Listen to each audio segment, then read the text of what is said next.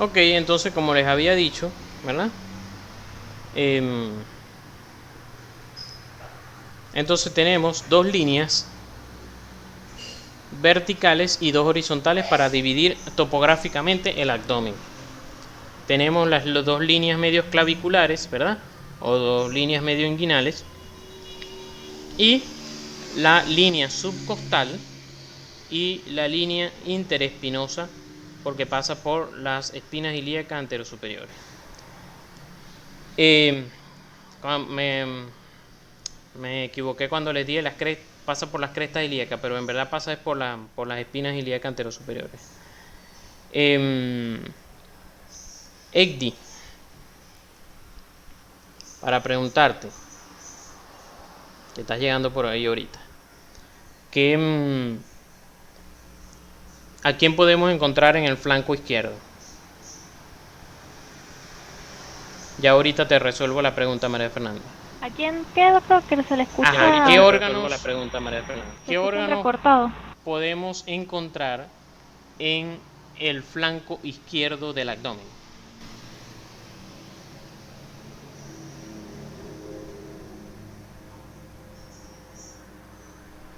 Colon descendente, Ajá, ¿qué más? mm, y parte del intestino delgado. Ajá, ¿qué más? Parte del intestino delgado. ¿Qué más?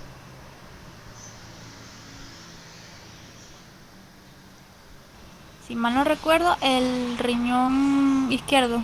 Ok, muy bien. Vamos bien, por lo menos eso. Lismar, ¿qué podemos encontrar en el flanco derecho?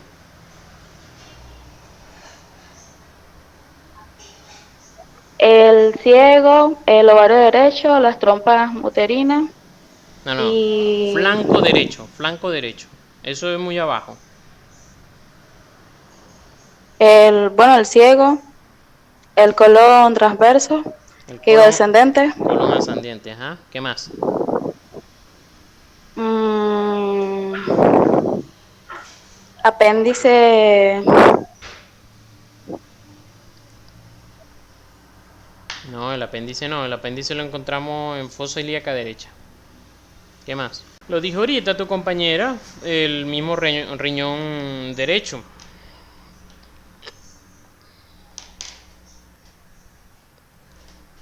Entonces aquí tenemos, ¿verdad? Como ella comentó, ¿verdad? En el flanco derecho el colon ascendente, en el flanco izquierdo el, el colon descendente, en fosa ilíaca derecha nunca se nos puede olvidar la apéndice sifoide, va a estar el ovario derecho, va a estar el uréter derecho, por lo tanto, si viene un cálculo bajando por allí, por el uréter, nos va a dar dolores en fosa ilíaca derecha, que se puede irradiar a la pierna, al muslo derecho. Entonces, por eso, ustedes le van a preguntar en cirugía para paladillar, eso es paladillar nada más.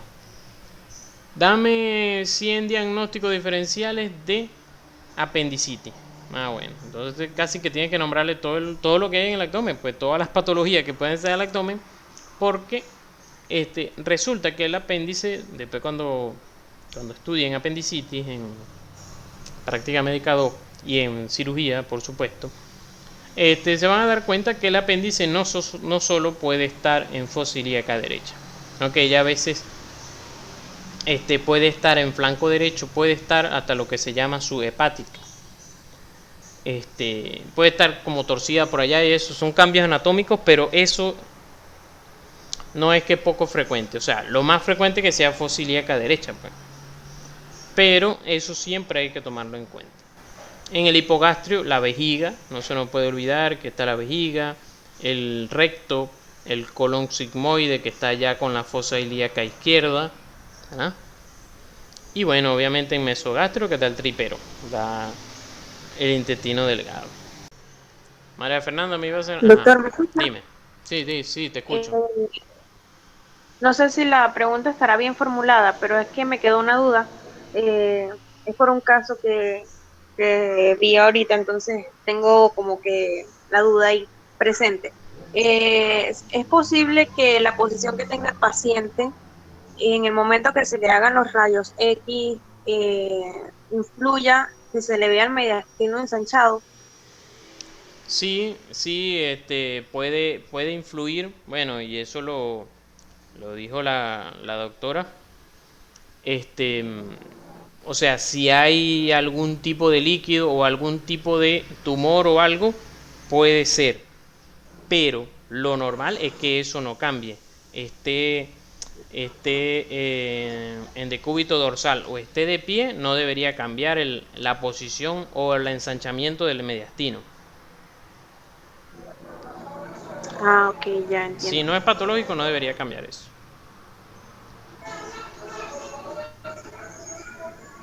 O sea, si cambia, si tú haces las dos rayos X y hay un cambio, algo está pasando. No, no debería ser normal.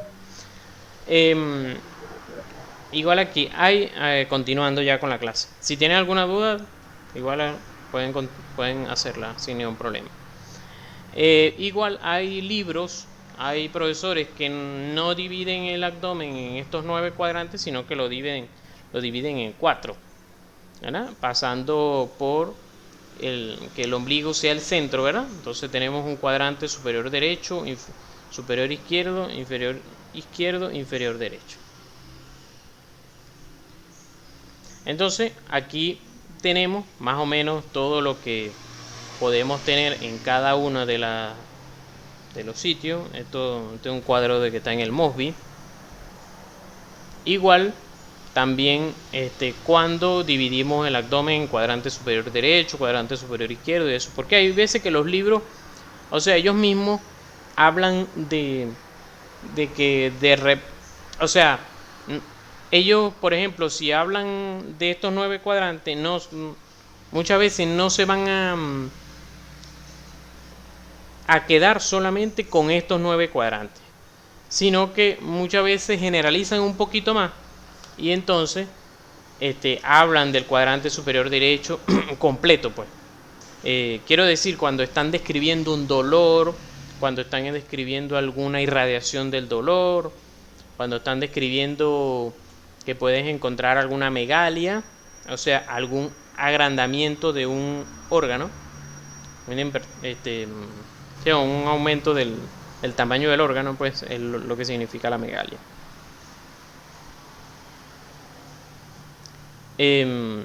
Y bueno, los dolores referidos, ¿qué puede ser? Dependiendo del sitio, de qué cuadrante, qué diagnóstico puede haber. Ahí los tienen también. Muchas de estas láminas que les voy a presentar el día de hoy son del doctor Juan Barreno, que era profesor de práctica médica 2, bueno, fue mi profesor también en traumatología, y bueno, como ustedes saben, falleció en agosto.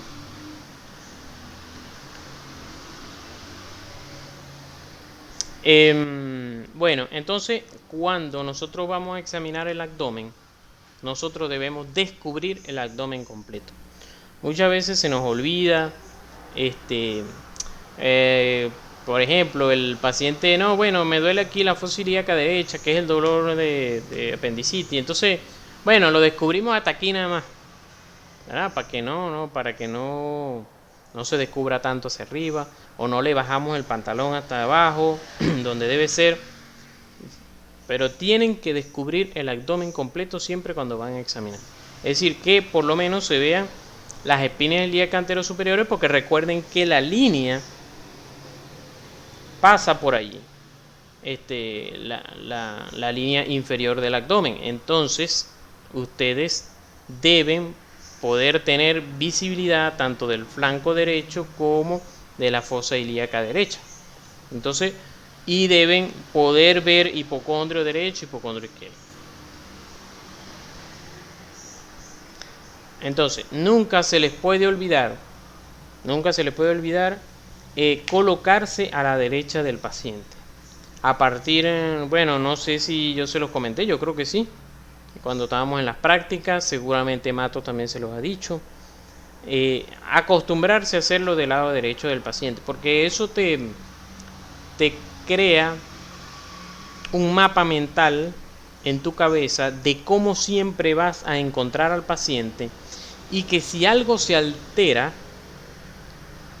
tu cerebro de una vez te va a avisar de que algo está fuera de lo común, porque estás acostumbrado ya a hacerlo desde el lado derecho. Es decir, tú puedes hacerlo desde el lado izquierdo. Tú te puedes acostumbrar porque te dio la gana hacerlo desde el lado izquierdo. Pero, primero, siempre las maniobras están descritas desde el lado derecho. Y segundo, como les digo, todo el mundo le gusta del lado derecho. Entonces, si tú te paras del lado izquierdo, no le va a gustar. Si a ti te gusta del lado izquierdo, bueno, ya después que seas especialista, ya es otra cosa. Pero siempre tus profesores te van a exigir que te coloques del lado derecho del paciente. Para que no se le olvide, por lo menos yo lo que hacía es que imaginarme el hígado del paciente y entonces, siempre tengo que estar de este lado, siempre tengo que estar de este lado. Siempre en las revistas médicas siempre debemos reportar del lado derecho. Si el profesor de hecho está atravesado ahí del lado derecho, tengo que pedirle permiso a él, que se retire para yo poder colocarme allí y poder reportar el paciente. Solamente un especialista, estoy acordándome en este momento, solamente un especialista vi en todas mis clínicas que no nos dejaba colocarnos del lado derecho porque se colocaba él, porque él iba examinando el paciente en hospitalización, estando en hospitalización ya, él de todas maneras iba examinando el paciente mientras uno lo iba reportando. Entonces él por eso no nos dejaba colocarnos del lado derecho. Pero de resto ya saben que siempre del lado derecho. Ahora, entonces empezamos, ¿verdad? Con todas estas maniobras aquí, lo que es la inspección, la ocultación, la percusión y la palpación. ¿Qué le llama la atención de esa lámina? De esta lámina aquí, ¿qué le llama la atención? Doctor. Ajá. Dime, José. El orden Una de las, que tiene la... Dime, José. una de las cosas que me llama la atención principalmente es en la lámina tenía primero la inspección y luego seguían las otras dos técnicas que no eran la palpación, que siempre en la semiología siempre va primero la inspección y la palpación. Y de primero las dos, luego viene la percusión y auscultación. Y yo leí que eso era porque al tú palpar el abdomen, o sea, se podían encontrar ciertos hallazgos en las otras dos técnicas de exploración debidas a la palpación. Entonces, para que la palpación no lo afecte, se usan primero los otros dos métodos y al final la palpación. ¿Y por qué la palpación puede afectar las otras? ¿Cómo lo puede afectar? Ya va, que estoy con González a ver hasta dónde llego con él. ¿Por qué puede afectar? Bueno, hasta donde sé, como el abdomen es es un aparato anatómico y todas sus estructuras son bastante móviles y todo eso, al momento de la palpación puede existir movimientos entre las vísceras, por así decirlo, y lo que puede ocasionar ruidos extraños o ruidos que no son naturales en el momento del paciente estar solamente acostado y estático antes de haberlo palpado por todos lados. Ok. Eso es lo que yo por eso. ¿Qué me dices tú, María Fernanda? Sí, tienes razón. Se pueden ver afectados los ruidos hidroaéreos. Exactamente, se pueden afectar los ruidos hidroaéreos. Recordemos que los ruidos hidroaéreos son ruidos que, como lo dice su palabra, son ruidos del paso entre burbujas de aire con agua. Entonces, si por ejemplo yo tengo que, y eso lo hace el peristaltismo, los intestinos empiezan a contraerse, o sea, cuando uno ya se comió la pasta que se iba a comer, ¿verdad? Y uno está acostadito en su cama, todos los intestinos empiezan a avanzar, a hacer que avance la comida, pero la comida avanza junto con agua, junto con burbujas de aire, y eso produce sonido. Eso es lo normal. Si por ejemplo, por alguna razón, el intestino tiene una obstrucción y él deja de que ya no hay peristaltismo, deja de hacer esas contracciones,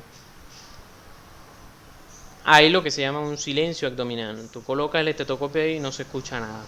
Pero si tú palpaste el abdomen antes de escucharlo, como le empezaste a dar a esos intestinos, ellos empezaron a mover otra vez, se empezó a mover solo las burbujas de aire con el agua, Y cuando tú pongas el estetoscopio vas a volver a escucharlo. Vas a escuchar los ruidos hidraéreos y crees que hay buen peristaltismo y en verdad no lo hay, porque palpaste. Entonces por eso es la razón que primero se hace la inspección y luego se hace la ocultación. Y hasta de hecho se hace la percusión después y de último la palpación, porque de hecho la palpación es con lo que más uno se demora en el paciente. Entonces de hecho a lo mejor no lleguemos hasta palpación, pero bueno, vamos a hacer el intento. Entonces pueden colocar al paciente en decúbito dorsal normalmente, pueden colocarle una almohada ligera. Eso relaja los músculos abdominales un poco para permitirle a ustedes palparlo, y con las piernas extendidas. Hay veces que haciendo la inspección ustedes pueden decirle al paciente que haga algún tipo de esfuerzo, como que si se va a levantar, para que contraiga los músculos, y entonces hay veces que ustedes van a ver deformidades, sea que tenga algún tumor en el abdomen como tal o en la pared abdominal, y eso se va a notar mucho más. Y obviamente lo que son las hernias y eventraciones. Lo de las hernias, eso lo vamos a ver cuando veamos genitales. Tenemos obviamente lo que se llaman estos tipos de hernias: abdominal, umbilical, crural, inguinal, escrotal. No se le puede olvidar lo que es una hernia, las definiciones, por favor. A lo mejor no se lo pregunte yo, a lo mejor no se lo pregunte Matos, pero eso es algo que a veces llegan a la clínica de cirugía y todavía no tienen claro qué es una hernia y cuál es la diferencia entre una hernia y una eventración. Una hernia es una protrusión, una salida de lo que sea, de un órgano, que puede ser epiplón, puede ser hasta un intestino, pero normalmente es epiplón, a través de una abertura natural. Vamos a decir que aquí faltaría la palabra natural. A través de una abertura natural en la pared abdominal. A través de una abertura natural en la pared abdominal. Entonces, ¿qué pasa? Que el abdomen, cuando lo vimos en morfo, vimos que el abdomen tiene diferentes huequitos por donde que naturalmente están hechos. A veces están cerrados, a veces están abiertos, y por allí pueden salir hernias, como lo son a través del ombligo, a través del pasadizo por donde van las arterias ilíacas, que se convierten en femoral por el arco crural. Eso se llamaría una hernia crural. Obviamente a través también del conducto inguinal, entonces sería una hernia inguinal, o una hernia escrotal, que entonces cuando ya la vemos como tal en el escroto. La diferencia con una eventración es que es una misma protrusión, igual de un órgano abdominal, igual a través de, pero aquí cambia la cosa, a través de una abertura u orificio que no es natural. Sería un orificio, como dice aquí, neoformado, o un orificio quirúrgico, a través de una herida quirúrgica, a través de una cicatriz quirúrgica. Entonces la diferencia es que la hernia es a través de un orificio natural, en cambio la eventración es a través de un orificio quirúrgico. Quirúrgico o una herida, una cicatriz previamente hecha. Es decir, si me echaron un cuchillazo, ¿verdad? En el abdomen, y cuando me operaron no me repararon eso bien, y empieza el intestino, a lo mejor no se sale completamente a través de la piel, pero se abre lo que es la pared muscular, se abre, y entonces se ve que en la piel, encima de la piel, está como que algo ahí abombado, y es en la cicatriz que yo tuve. Entonces eso es una eventración, está ocurriendo una eventración.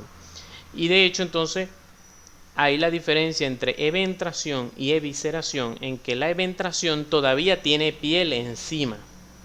En cambio, evisceración es cuando ya ni siquiera tiene piel, sino que sale al exterior. Es decir, cuando me echan el cuchillazo y sale los intestinos, eso se llama evisceración.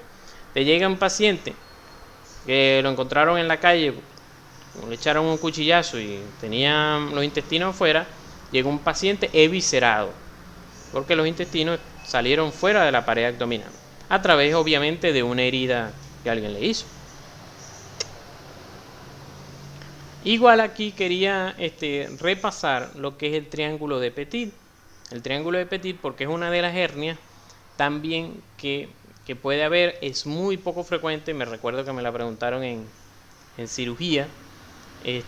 Nunca la vi, me la llegaron a preguntar, entonces obviamente me mandaron a estudiar. Es un triángulo, ¿verdad?, que está formado por este músculo que se llama el dorsal ancho hacia medial, hacia lateral el oblicuo mayor, y hacia abajo tenemos lo que es la cresta ilíaca. Entonces ese triángulo está formado allí, y por allí también puede haber una salida de un contenido abdominal. Ya es muy poco frecuente. Entonces, bueno, aquí tenemos igual los dibujitos, en cuanto a los cuadrantes y en cuanto a los órganos que tenemos allí. Alguien había nombrado también las mesentéricas. Creo que era Eduardo, había nombrado la mesentérica superior e inferior. Esas quedan más que todo en mesogastrio. En cambio, arriba tenemos el tronco celíaco.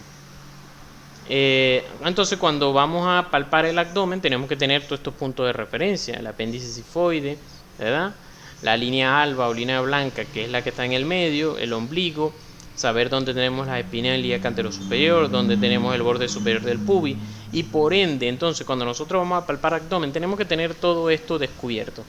Fíjense que aquí está prácticamente casi aquí el pubis.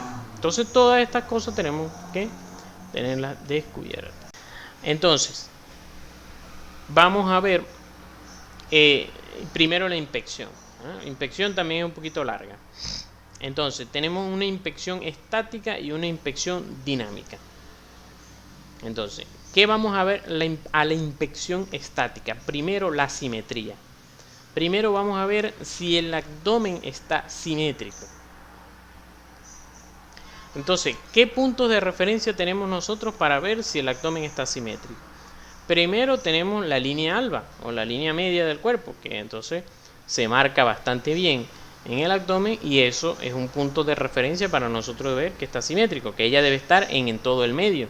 Si ella está dirigida hacia la derecha o hacia la izquierda, obviamente eso nos hace reportar que el abdomen está asimétrico. También lo que se llama la línea semilunar de Spiegel, que puede ser visto en algunos pacientes, sobre todo los que son delgados, otros no, que es la línea semilunar de Spiegel. Es una línea que divide lo que son los rectos anteriores del abdomen con los músculos oblicuos. O sea, el sitio donde ellos se dividen entre los rectos y los oblicuos es lo que se llama la línea semilunar de Spiegel. Esta línea puede verse mucho cuando nosotros hacemos contrarresistencia en el paciente. Le pedimos al paciente que se incorpore, que se levante o que contraiga los abdominales, y se puede llegar a ver. También existe una hernia de Spiegel. Le preguntan en cirugía, ¿sabe qué es una hernia de Spiegel? Bueno, es una hernia que puede también existir en este espacio entre los oblicuos y los músculos rectos. También tenemos lo que se llaman los relieves suprainguinal de Gregory. También en las personas delgadas se puede ver un relieve en la línea, en la región inguinal. Entonces ahí ese relieve se le llama suprainguinal de Gregory. Entonces obviamente que vamos a ver que estén simétricos, que los dos se vean. Si se ve uno y si no se ve el otro, algo está pasando. Igual el ángulo epigástrico. El ángulo epigástrico es el que está formado aquí por los rebordes costales, de los dos rebordes costales. Recordemos también, le van a preguntar mucho eso, en las embarazadas, que se ve la línea alba. De hecho, la línea alba en ellas se ve oscura y le van a preguntar por qué. Pueden preguntar por qué en las embarazadas la línea alba se ve oscura. Bueno, porque ellas tienden a, lo que es la hormona progesterona, tiende a hacer que secreten un poco más de melanina, y entonces eso hace oscurecer la línea alba, y a veces por eso también salen manchas en la cara. Entonces estos son ejemplos de que veamos un abdomen asimétrico. Y tenemos este aumento de volumen en el lado izquierdo, ahora este aumento de volumen en el lado derecho, que ustedes sencillamente lo reportan como aumento de volumen. Se evidencia, porque estoy a la inspección solamente ahorita, se evidencia aumento de volumen en fosa ilíaca derecha, o en este caso en fosa ilíaca izquierda, que se extiende levemente hacia la región suprainguinal, puede ser algo así. Y obviamente después tienen que seguirla reportando cuando ya lleguemos a la palpación. Tenemos aquí que entonces, dependiendo de del tipo, de la biotipología del paciente, que la vimos con la compañera que nos dio la clase al principio de inspección general, que dependiendo de si el paciente es pícnico, atlético o lectosómico, va a cambiar el ángulo epigástrico.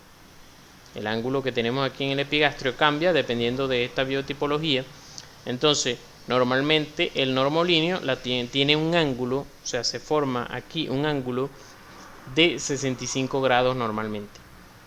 En el caso del longilíneo es menor de 65 grados, es más agudo, ¿no? Es más agudo el ángulo, y en cambio en el brevilíneo es un ángulo más abierto, que sería el pícnico. Igual también eso está, porque recuerden que estábamos hablando de la simetría. Estamos en inspección estática, estábamos en simetría, ya dejamos de ver la simetría, ahora estamos viendo la forma, disculpen, no les comenté, estamos viendo la forma ahora. Entonces la forma nos lo va a dar tanto el ángulo epigástrico como la forma como tal del abdomen, ¿verdad? Esto que van a ser más que todo la referencia de estos 3 puntos, del ángulo epigástrico, o sea, de que veamos de perfil el abdomen y dónde está el ángulo epigástrico, dónde está el ombligo y dónde está la sínfisis del pubis. Entonces, dependiendo de la relación entre ellos tres, fijémonos aquí como este abdomen, que aquí lo reportan como distendido, ¿verdad?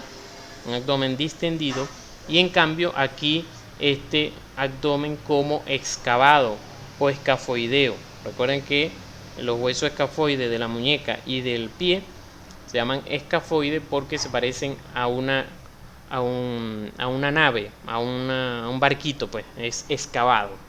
Entonces por eso se llama escafoideo. Entonces, bueno, aquí tienen, vamos a decir, los diferentes tipos de abdomen que, dependiendo de alguna o diferentes tipos de patología, pueden presentarse o sencillamente pueden estar normal, porque obviamente como ya sabemos, siempre ocurre ¿cómo que se llama eso? El trauma de que si somos gordos, que si estamos flacos y eso, pero eso no quiere decir que estamos fuera de lo normal. Entonces podemos reportar en una persona que tiene un abdomen plano. Igualmente hay personas que pueden tener un abdomen globoso.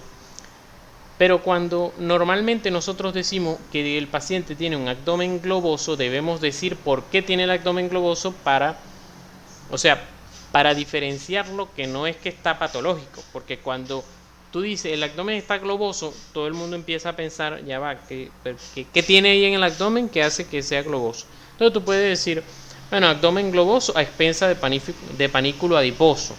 Es decir, que está globoso porque tiene bastante panículo adiposo. Otra, es una manera decente en la historia clínica de decir que el paciente está gordito. Entonces eso es a expensa de panículo adiposo, o tú dices abdomen globoso a expensa de embarazo. Así que está por embarazo, eso sigue siendo dentro de lo normal. Aunque, obviamente, si vamos a ya hablar de que estamos en ginecotetricia y tenemos una paciente y le vamos a examinar el abdomen no se examina de esta manera, sino de otras maneras, en que ya de una vez tú colocas abdomen gestante. Entonces ya con eso ya de una vez cambia tu forma de pensar, tu manera en cómo vas a seguir escuchando el reporte o ir leyendo el reporte que está haciendo la persona. Ya tú sabes que no va a ser el mismo reporte para una embarazada que aquí. El reporte de la embarazada lo van a ver cuando estén en ginecotetricia. Sin embargo, igual cuando estén genitales, creo que igual yo tengo ahí las láminas preparadas como que para más o menos para que sepan que es un poquito diferente algunas cosas.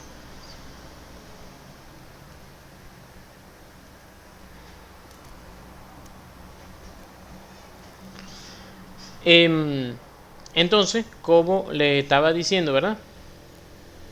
Tenemos aquí varios tipos de abdomen, ¿verdad? Que entonces tenemos el plano, que es lo normal, lo fisiológico en delgado, pero puede que tengamos un paciente que sea medio gordito, pero que tenemos un abdomen en tabla, un abdomen bastante en contractura, y entonces se coloca como si fuera plano.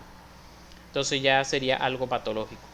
Igualmente que tenemos el paciente, el abdomen globoso, que es fisiológico en el embarazo de primera vez, igual es patológico en la citis. La citis, recuerden que es un líquido en el espacio peritoneal, sobre todo cuando es la primera vez, se ve así globoso, se ve como un globo, pues. En cambio, cuando ya la persona se llena de líquido a cada rato, ya tiene tiempo, tiende no a colocarse así globoso, sino que a caerse un poco, porque ya se han estirado tanto los músculos abdominales sosteniendo el líquido peritoneal que se ha ido cayendo.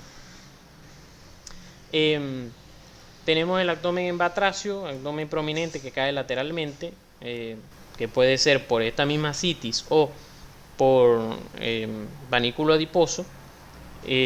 Igual el abdomen delantal en adultos obesos y el excavado caquético. Aquí tenemos, por ejemplo, un abdomen globoso, ¿verdad? En un paciente masculino, y este es un abdomen femenino que es en una embarazada.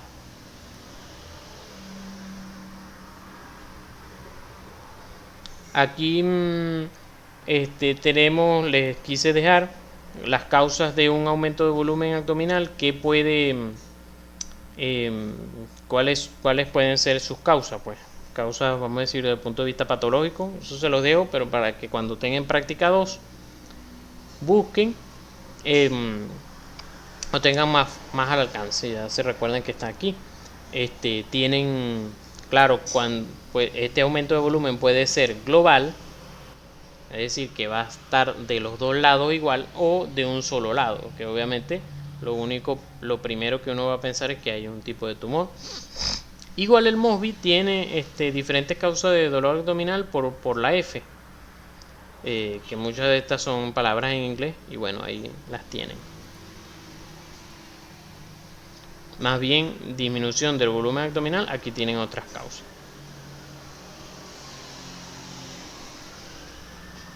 Entonces, hablamos de la simetría y hablamos de la forma. Seguimos en la estática. Ahora vamos a ver el estado de la superficie o el estado de la pared. Dime. ¿Cómo que se dice abdomen globoso en personas gorditas? Es una palabra con adiposo, ¿no? Abdomen globoso a expensas de panículo adiposo. A expensas de panículo adiposo.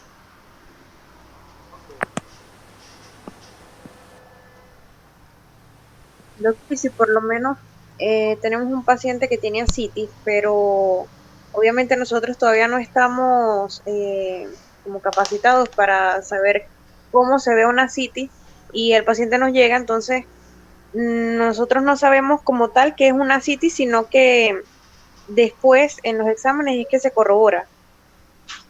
¿Cómo lo reportaríamos? ¿Como una sospecha o...?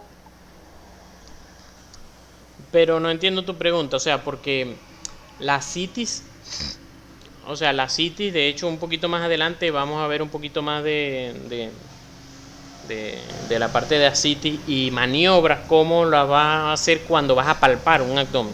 O sea, porque tú ves el abdomen a la inspección y tal, y bueno, tú empiezas a inferir que tiene una ascitis. Por supuesto que tú vas a inferir eso, también depende de la enfermedad actual que tenga el paciente, porque probablemente haya un problema renal, probablemente el paciente tenga problemas en los miembros inferiores que impidan que haya una buena circulación. Entonces todas esas cosas te hacen pensar en ascitis, pero tú las terminas confirmando haciendo la palpación. Ahora, en el caso que tú me estás diciendo, si te llega un paciente y tú todavía no sabes qué es una ascitis, pero ya va, ahorita tú no estás viendo paciente, ¿verdad? Ahora que tú a lo mejor le vas a hacer la historia clínica, si tú le haces ahorita la historia clínica a alguien que tiene ascitis, se te hace un poquito más complicado, obviamente, pero todavía no estás viendo paciente como tal, sino cuando ya estés en la clínica, pues.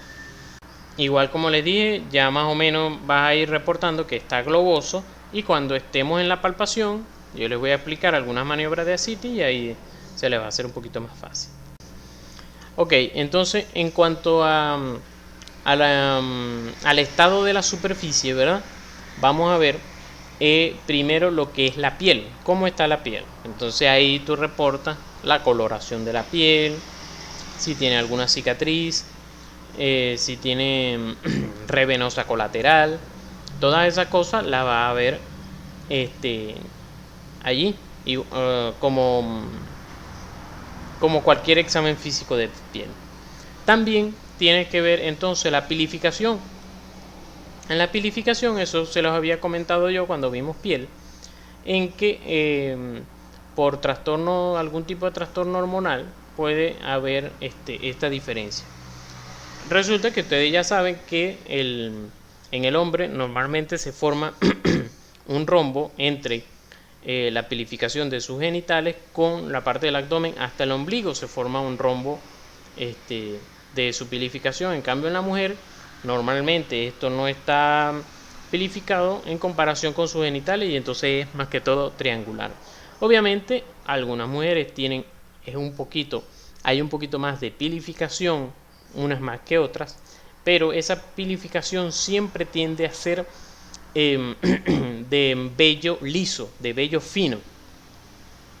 En cambio en el hombre, en esta parte aquí, en esta parte que estamos hablando romboidal, esta pilificación es el mismo tipo de vello que hay en los genitales. Entonces por eso es la diferencia. Ahora, esto puede cambiar, depende de los cambios hormonales que tenga el paciente. Si el hombre o la mujer, si el hombre aumenta los estrógenos o la mujer aumenta los andrógenos, obviamente esto va a cambiar.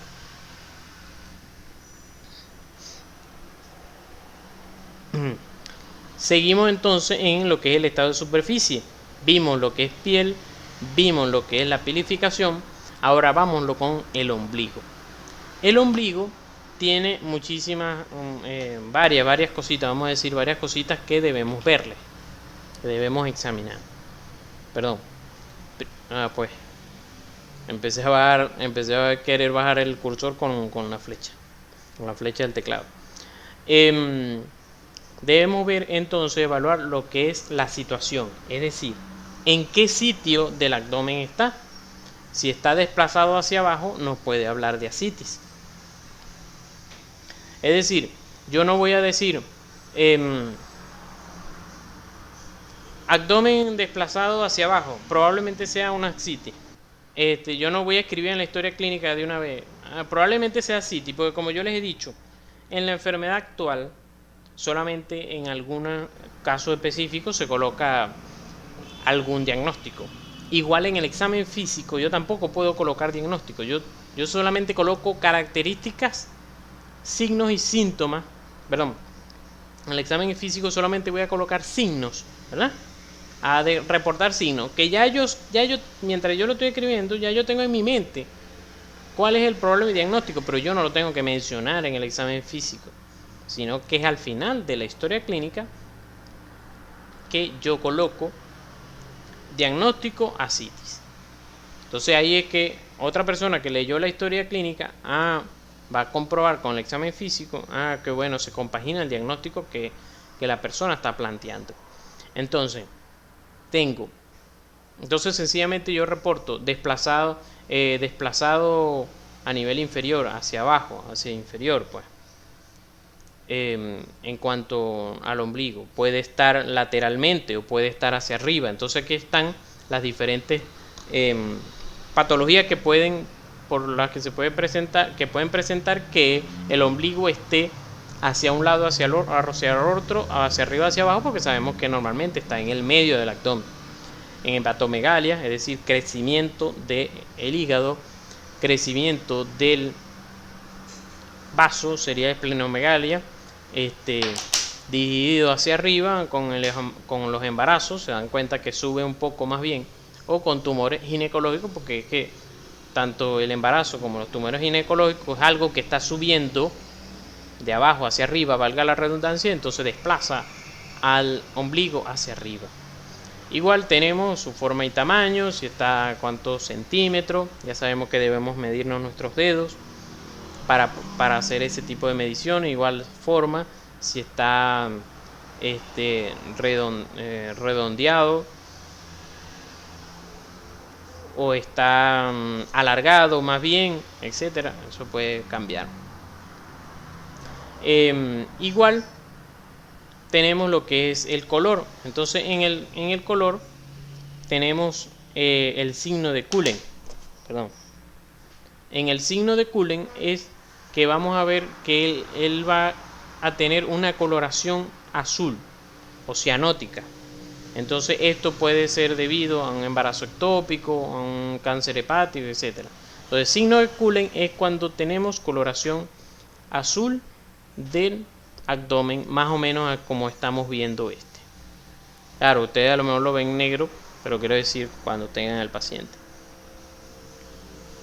Igual existe lo que se llama el signo de Gray Turner, que es coloración del abdomen, pero más bien ictérico o amarillento, que no solamente puede estar alrededor, sino en otros sitios del abdomen. También se le llama entonces signo de Gray Turner. Ictérico, es decir, que hay bilis suelto en el peritoneo, y entonces eso puede ser más que todo debido a una peritonitis biliar.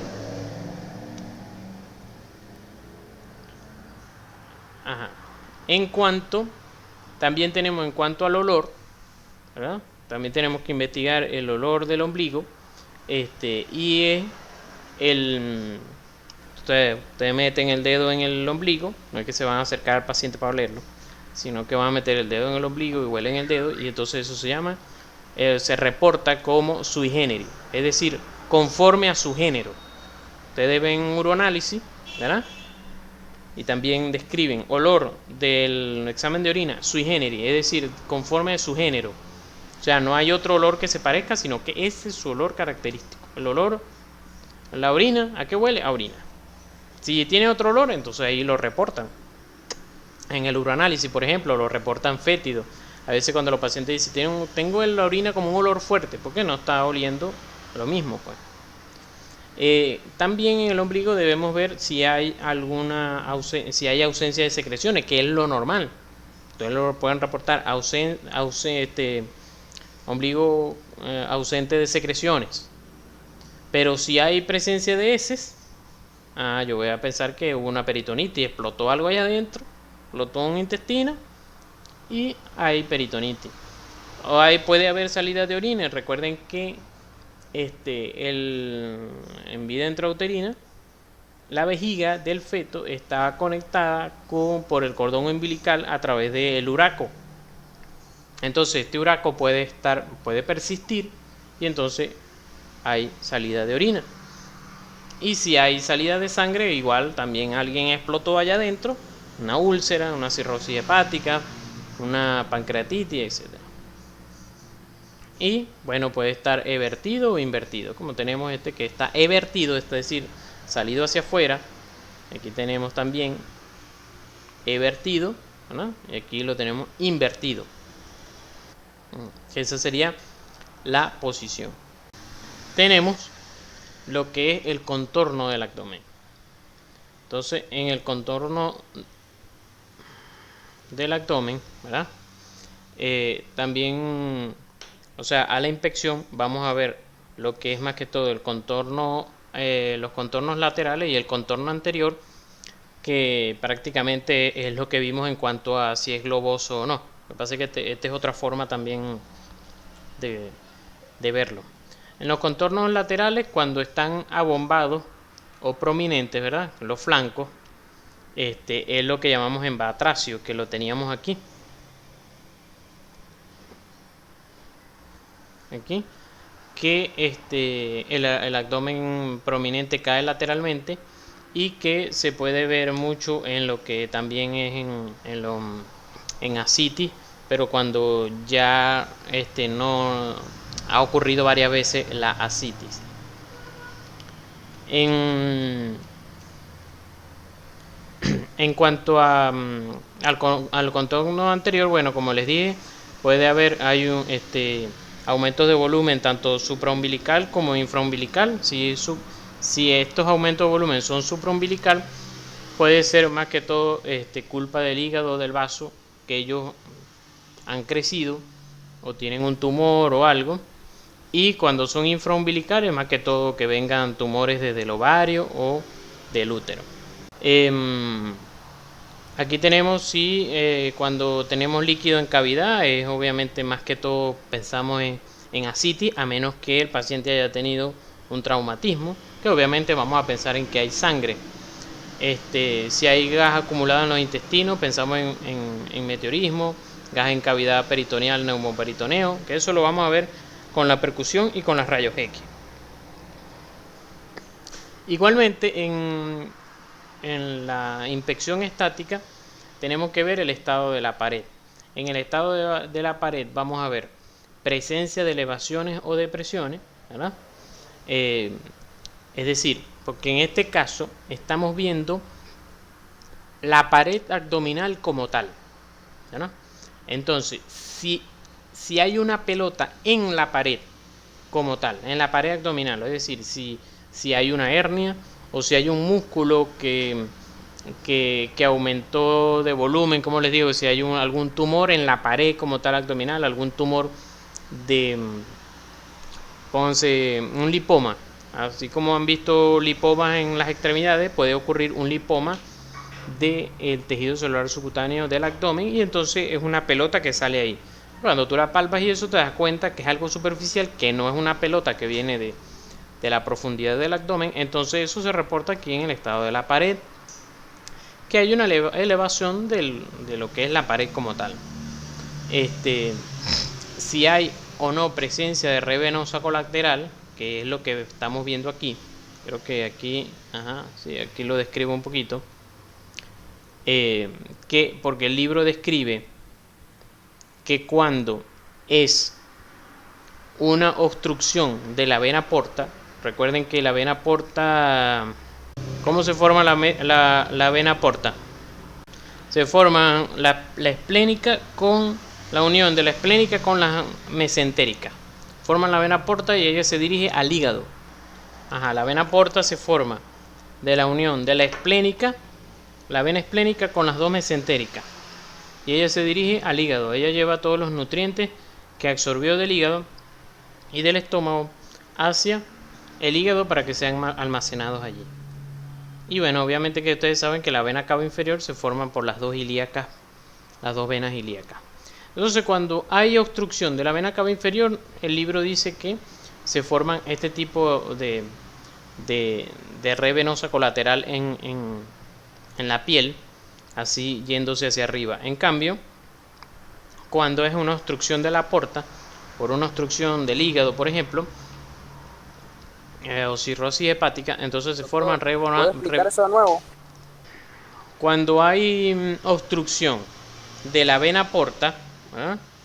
Hay una red venosa colateral en la piel, más que todo del centro a la periferia.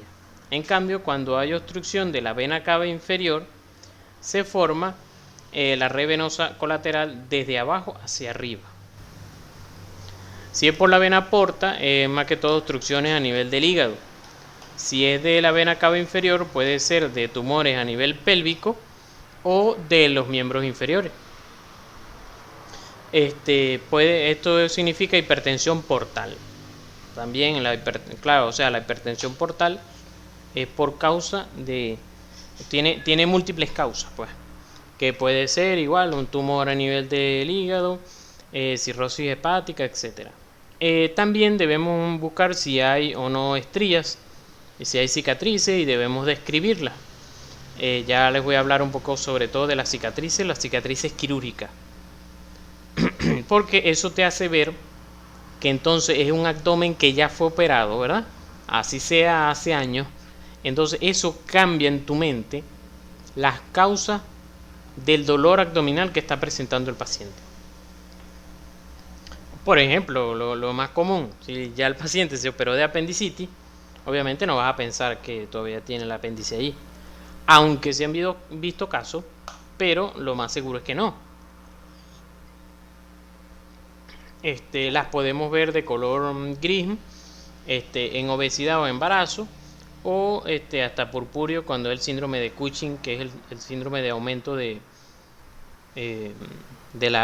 secreciones de la glándula suprarrenal. Entonces, bueno, aquí les habla de la circulación venosa colateral cuando es portocava o es entre la cava solamente. Aquí les habla también un poco de teoría que se la quise dejar ahí para que ustedes la tengan cuando lo tengan en sus láminas. Y entonces aquí está esta en cabeza de medusa, que es también como se puede llegar a ver la porta, porque van como dirigidas hacia el hígado, si se dan cuenta. Entonces aquí en cuanto a las cicatrices, como igual en piel, ¿verdad? Como vimos en piel, ustedes van a describir la longitud y todo eso, la dirección, si es vertical, horizontal o oblicuo, lo van a medir con sus dedos, como yo les he dicho. Ustedes deben medir cuánto miden sus dedos, cuánto mide la separación de los dedos, etcétera. Y entonces ustedes, a lo mejor no ahorita pues, pero en cirugía sí les van a exigir que ustedes se aprendan las principales intervenciones quirúrgicas, porque las operaciones pues tienen sus nombres del quien las describió. Hubo alguien, el primero, que operó la apendicitis y describió en un trabajo, pues, un trabajo que publicó, de cómo se opera la apendicitis, qué abordaje se hace, qué incisión se hace, ¿verdad?, en la piel, y qué te vas encontrando. Y eso tiene su nombre según el que lo publicó, que en este caso es McBurney, que fue el primero que lo publicó. Aunque una vez creo que les enseñé un Twitter que publicó una cirujano, en el que como que McBurney como que otro fue que lo publicó antes que McBurney, pero se lo devolvieron y entonces lo volvió a describir para publicarse, y resulta que McBurney se adelantó y publicó antes, y entonces por eso quedó como incisión de McBurney, pero hubo otra persona que lo había publicado antes. Si me recuerdan, les busco el Twitter, es fácil porque lo tengo en el WhatsApp, pues. Pero bueno, entonces ustedes normalmente les van a exigir que ustedes se aprendan las incisiones más frecuentes, como por ejemplo la de McBurney, que es hecha en la fosa ilíaca derecha para apendicitis. O sea, no todas las incisiones para apendicitis se llaman McBurney, sino solamente esa específica. Como está descrita aquí. Igual la que es para la vesícula, aunque normalmente la vesícula se opera por la paroscopia, pero hay sitios donde todavía o por algunas indicaciones se opera todavía abierta. Entonces eso se llama incisión de Kocher. Igual cuando se va a operar el estómago y eso, es lo que se llama una incisión en la línea media, pero encima del ombligo. Se llama supraumbilical. La incisión de Van Steel es la que se hace normalmente en las operaciones ginecológicas o la de cesáreas. Y entonces, bueno, ahí tienen más o menos eso. Ustedes pueden describir. Se evidencia incisión, cicatriz de McBurney en fosa ilíaca derecha, tantos centímetros, hipercrómica o hipocrómica y tal, sin ningún problema. Eso, vuelvo y les repito, eso te hace ir pensando en qué te puedes encontrar. Porque, por ejemplo, existen lo que se llaman bridas y adherencias, que es que por algunas manipulaciones que tú haces en el abdomen mientras operaste, después cerraste, el peritoneo visceral empieza a hacer como reacción y se pega con el peritoneo parietal. Se empieza a pegar a la pared por reacciones, porque se inflamó, etcétera. Eso se llama bridas y adherencias. Los términos tienen su diferencia, pero son cosas parecidas, no me voy a poner a explicarlas. Entonces, eso puede hasta causar una obstrucción intestinal. Entonces, si el abdomen ya fue abierto por alguien alguna vez, eso te puede hacer pensar que el paciente tiene bridas y adherencias. Y obviamente cuando tú vas a operar otra vez, por segunda vez el abdomen, y estás pensando en que tiene bridas y adherencias, tienes que irle poquito a poco, porque cuando llegues al peritoneo parietal y vas a abrir el peritoneo parietal, ahí mismo puede estar un intestino. Y si le dan al intestino, buena noche. Entonces, todas esas cosas hay que estar pendientes. Entonces, bueno, terminamos por fin la inspección estática.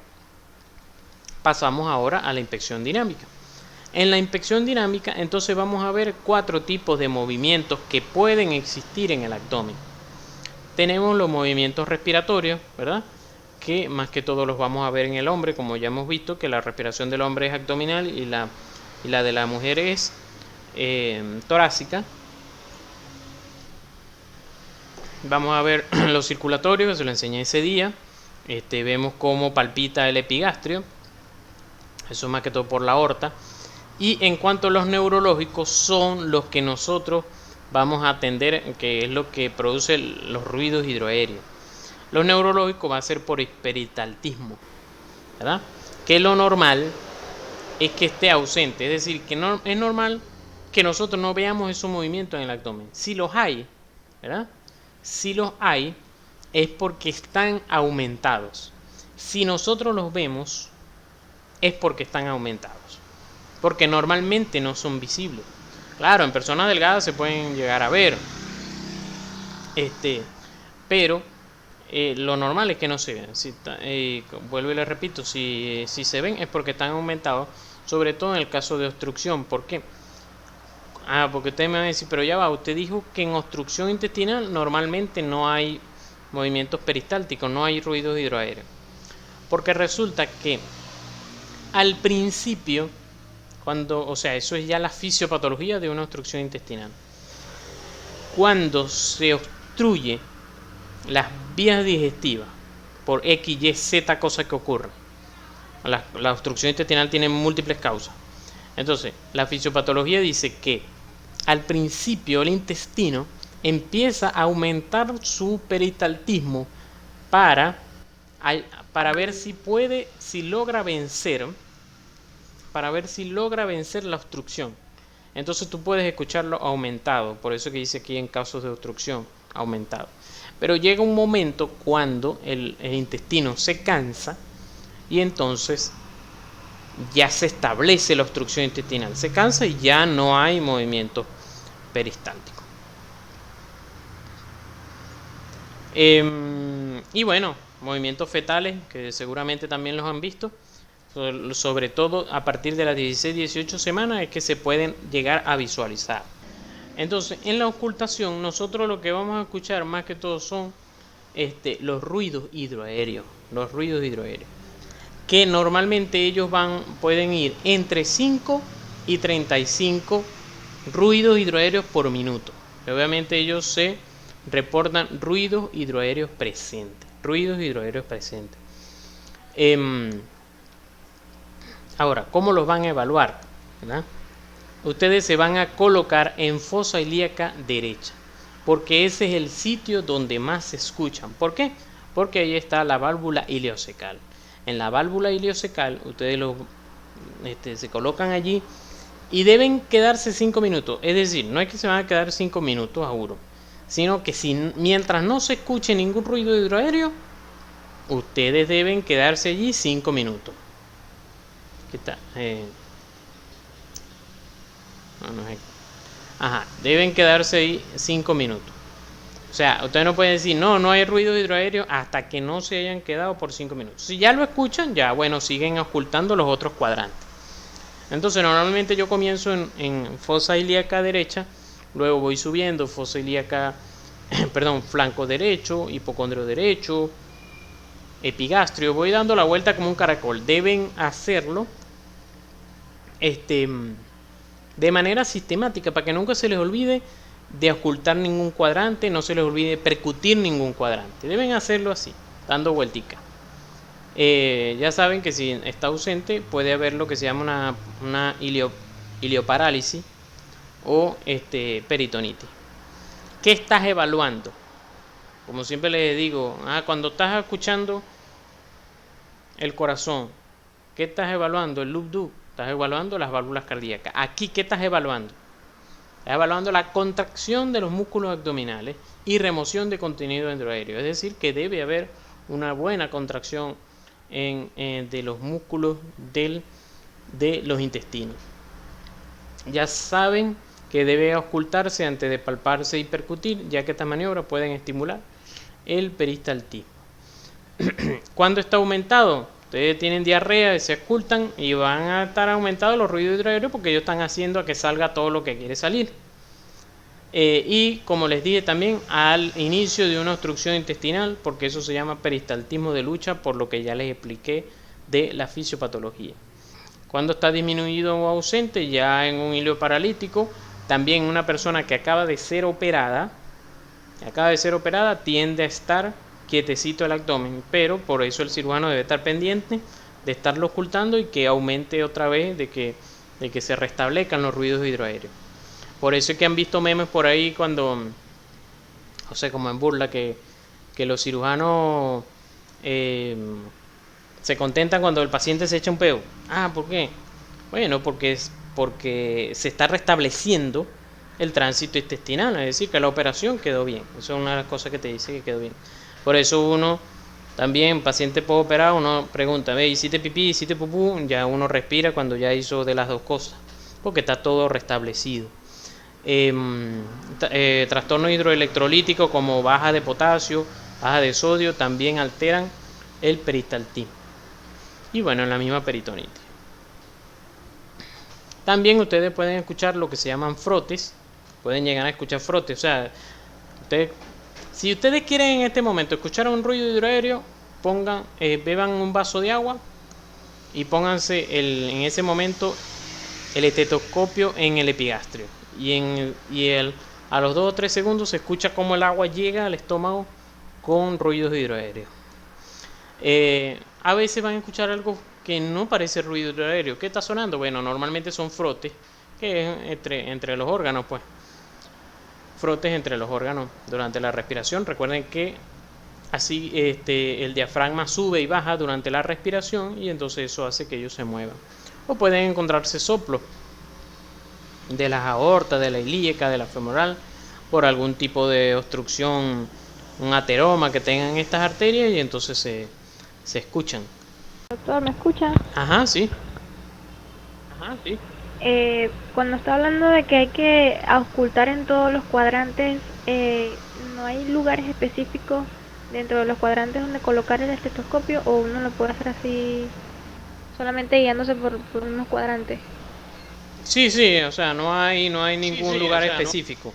Tú vas ocultando todo el abdomen sin un lugar específico, pero debes tratar de hacerlo en orden, de tal manera que nunca se te vaya a pasar ningún cuadrante. Como les dije, normalmente comenzamos en fosa ilíaca derecha, yo entonces lo hago hacia la derecha, entonces subo a flanco derecho, hipocondrio derecho, epigastrio, hipocondrio izquierdo, flanco izquierdo, fosa ilíaca izquierda, hipogastrio y mesogastrio. Así es que normalmente lo hago. Entonces, la percusión, ¿verdad? Podemos escuchar diferentes tipos de sonidos en la percusión. Recuerden que tenemos que el timpanismo es lo que suena, vamos a decir, lo que suena más prolongado, y normalmente cuando con vísceras llenas de aire, que es lo que normalmente vamos a escuchar a la percusión en el abdomen. La hiperresonancia muy poco en la base del pulmón derecho, porque es el que llega a descender a veces un poquito más, y entonces lo podemos confundir con el abdomen y de repente escuchamos como resonante.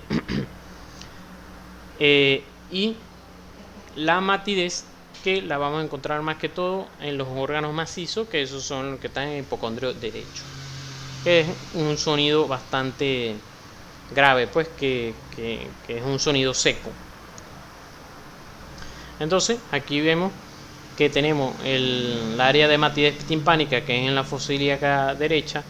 También la matidez en un paciente con vejiga llena podemos ocultarla, podemos escucharla en mesogastrio, en hipogastrio, perdón, y en el resto del abdomen lo vamos a escuchar normalmente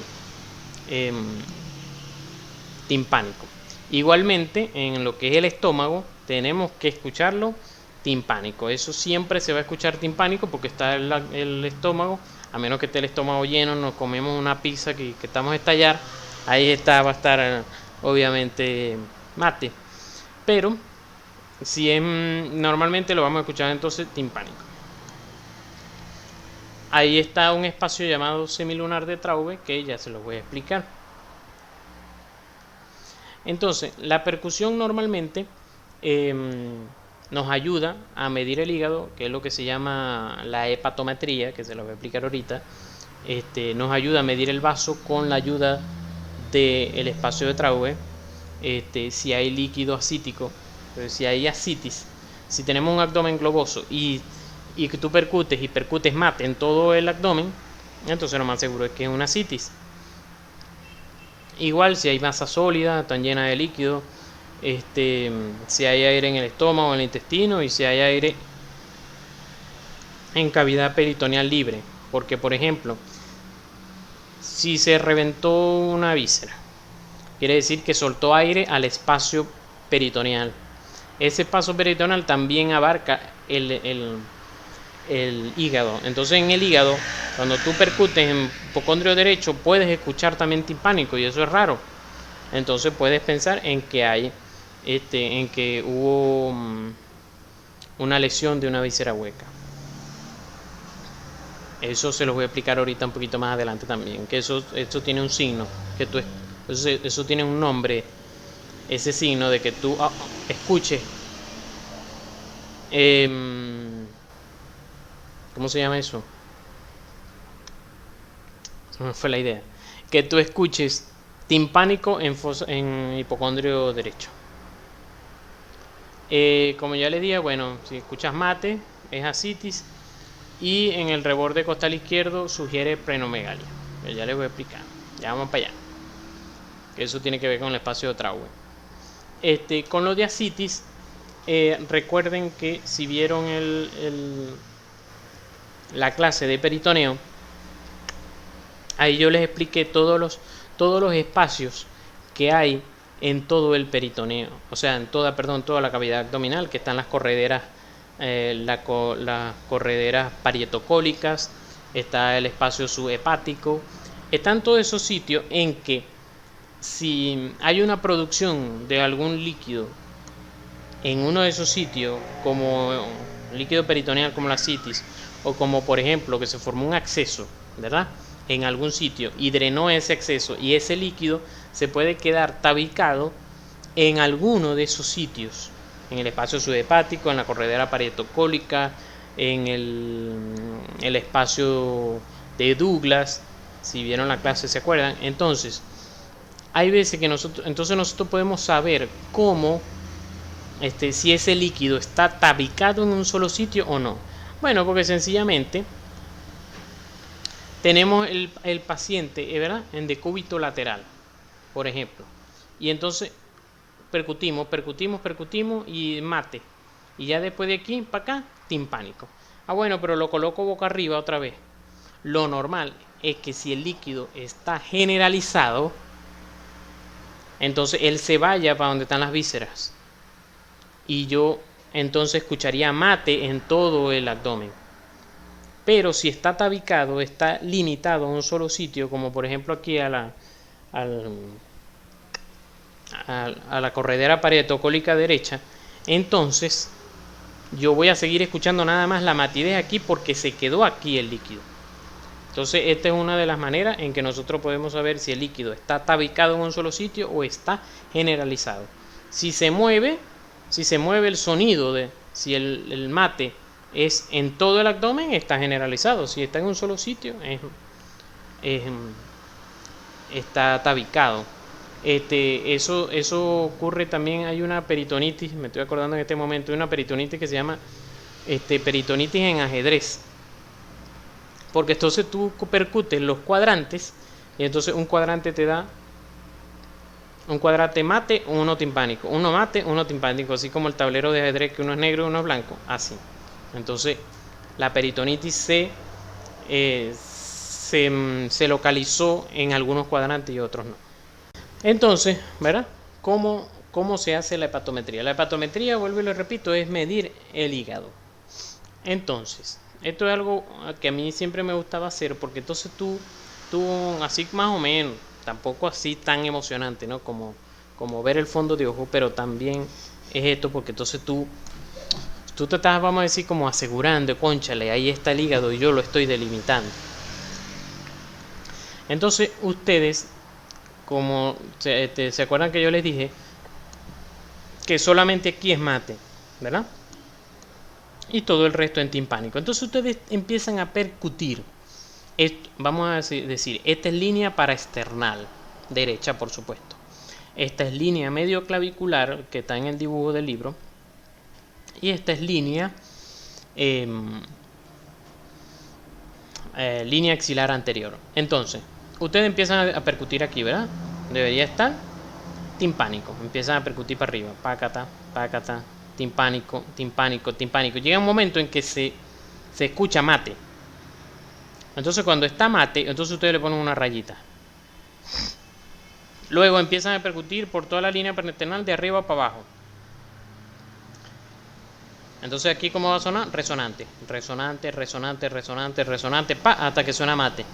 Voy a poner otra rayita. Entonces ya ustedes saben que el hígado va a estar entre aquí y aquí. Y miden esa rayita.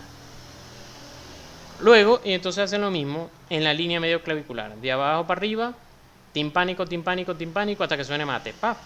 Hacen una rayita. Va a quedar un poquito más abajo porque esta es la forma del hígado. Igualmente, de arriba para abajo, por toda la medio clavicular, resonante hasta que suena mate. Rayita. Igual en la axilar anterior es mucho más grande todavía el espacio. Timpánico, timpánico hasta que se encuentre en mate, y timpánico, resonante, resonante hasta que se encuentre en mate. Entonces les va a quedar una rayita aquí, otra aquí. Otra rayita aquí y otra aquí. Otra rayita aquí y otra aquí. Normalmente el libro dice que la medición de la línea paraesternal derecha debe medir entre 4 y 8 centímetros, la medio clavicular entre 6 y 10 y la axilar anterior 9. Sin embargo, bueno, como ustedes saben que yo soy flojo para aprenderme las cosas, entonces yo me aprendo un solo número. Entonces me lo aprendí en múltiplo de 3. Yo sé que más o menos esta mide 3 centímetros, esta mide 6 centímetros, la línea medio clavicular, y la axilar anterior mide 9. 3, 6 y 9. Este libro que me encontré dice también que se puede medir a nivel posterior, pero eso sí nunca lo escuché, nada más lo vi ahí en el libro y eso, y les quise dejar el dibujito, pero no es frecuente, nada más se mide a nivel anterior. Bueno, aquí de las láminas del doctor Barreno, aquí una foto percutiendo, haciendo la medición. Entonces, ¿se acuerdan que les había explicado, verdad? Que si hay una lesión de una víscera hueca, ¿verdad? Eso va a soltar aire dentro del espacio peritoneal. ese espacio en el espacio peritoneal, que normalmente no hay aire, ¿verdad? Entonces, si nosotros percutimos, vamos a percutir hipocondrio derecho y vamos a escuchar timpánico.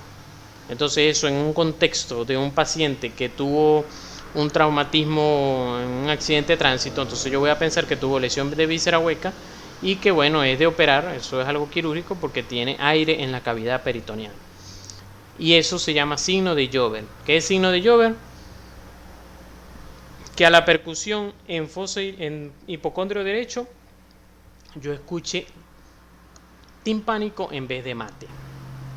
Hay radiólogos que dicen que también existe el signo de Jover radiológico, que es este que ustedes ven aquí, que entonces ven aire entre el hígado, que es este, y el diafragma.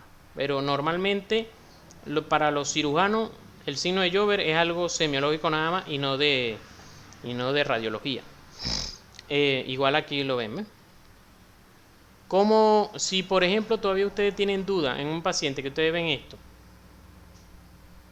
¿cómo cambian esa duda? Bueno, acuestan el paciente de lado y le hacen la rayos X, que es lo que dijo como dijo la doctora Castro en la clase de rayos X. Hace una rayos X de abdomen con rayos horizontales. Eso se llama rayos X de abdomen en decúbito lateral con rayos horizontales. Entonces, acostado, el aire ahora se debería ver aquí, en el flanco derecho en este caso. Y no ahí. Si eso cambia, quiere decir que eso es aire. Entonces, más todavía terminas confirmando y para quirófano. Hacer la historia en 10 minutos.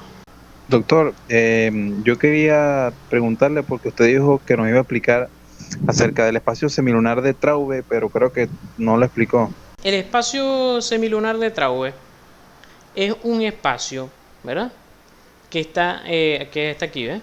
Es el espacio donde está el estómago y eso debería ser, a la percusión debería ser,